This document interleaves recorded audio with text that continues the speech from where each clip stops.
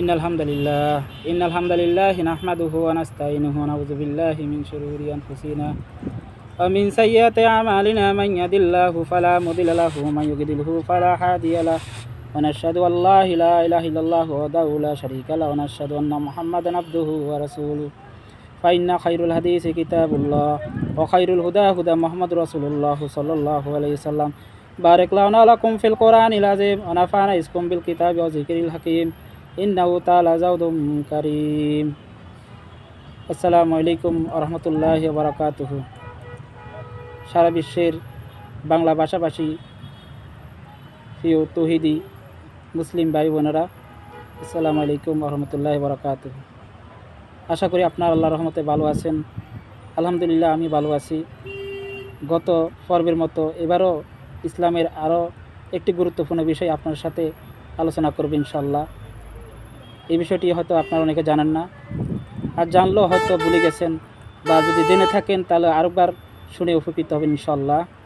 তো যে বিষয়টি আমি আলোচনা করব সেই বিষয়টি হলো তৌহিদের রোকন। তৌহিদের রোকন নিয়ে আমরা আজকে আলোচনা করব ইনশাআল্লাহ। তৌহিদ হলো দুই প্রকার। এক নাম হচ্ছে তৌহিদে নাফি, আর একটার নাম হচ্ছে তৌহিদে ইসবাব। তৌহিদের নাফি শব্দের অর্থ হচ্ছে চারটা বিষয়ের উপর আপনাকে না করতে হবে এবং 6টা বিষয়ের উপর আপনাকে হাঁ করতে হবে। অর্থাৎ এই দুইটা বিষয় আপনার জানা অবশ্যই জরুরি। আশা করি ভিডিওটাকে স্কিপ না করে শোনার চেষ্টা করব ইনশাআল্লাহ। তো বেশি ভূমিকা না করে আমরা শুরু করব। প্রথমে আমরা তৌহিদে নাফি শব্দে আমরা আলোচনা করব।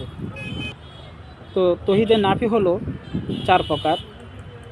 আপনাকে এই 4টা জিনিসকে না করতে হবে। একটা হচ্ছে আরবাবা মিন দুনিল্লাহ, অর্থাৎ জমিনে সকল রবকে না করতে হবে। যেমন আমরা দেখি কিছু বিধর্মীরা তারা বিভিন্ন দেবদেবীর পূজা করে, এমনকি বৃক্ষলতা, পশু পাখির অসংখ্য কিছু পূজা করে।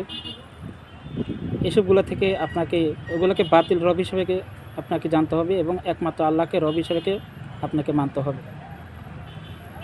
তাহলে 1 নম্বর হচ্ছে আরবাবা মিন দুনিল্লাহ, অর্থাৎ সমস্ত প্রকার বাতিল রবকে না করতে হবে।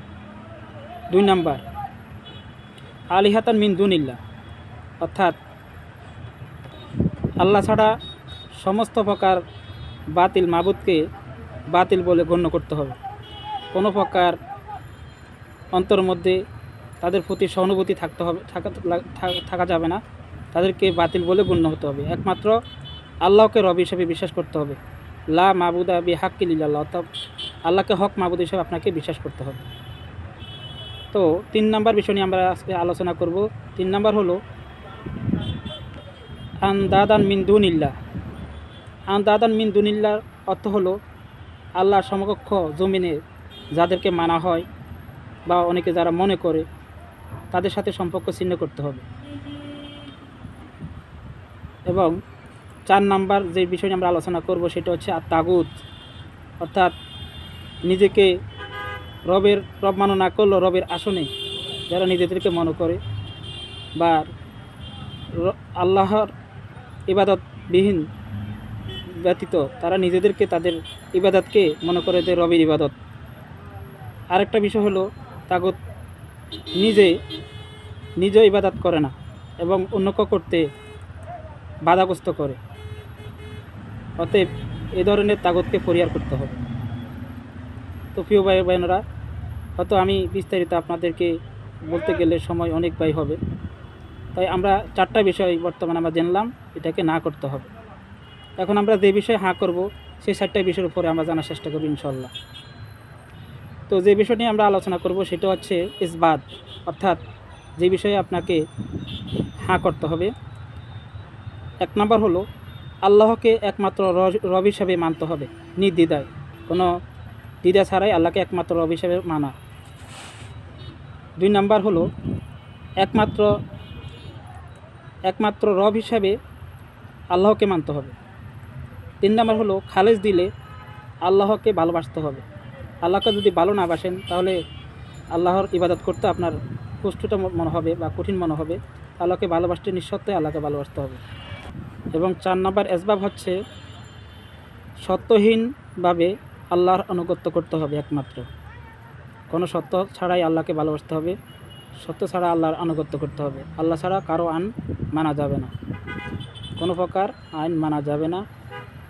তো প্রিয় ভাই বোনেরা, জানি না আপনাদেরকে কতটুকু আমি বুঝাতে পারলাম। আশা করি ইমানের এই তৌহিদের 2টা রকম সম্পর্কে আমি আপনাদেরকে বোঝাতে পারলাম। তো বেশি দেরি না করে আমরা আমাদের এখানে সময় শেষ করলাম। আশা করি আপনারা জেনে উপকৃত হবেন, আর আমার জন্য দোয়া করবেন। আমার যদি ভুল হয়ে থাকে ক্ষমা দৃষ্টি দেখবেন। সুবহানাকা আল্লাহুম্মা ওয়া বিহামদিকা আস্তাগফিরুকা ওয়া আতুবু ইলাইক। আসসালামু আলাইকুম ওয়া রাহমাতুল্লাহি ওয়া বারাকাতুহু। সবাই ভালো থাকবেন। আল্লাহ হাফেজ।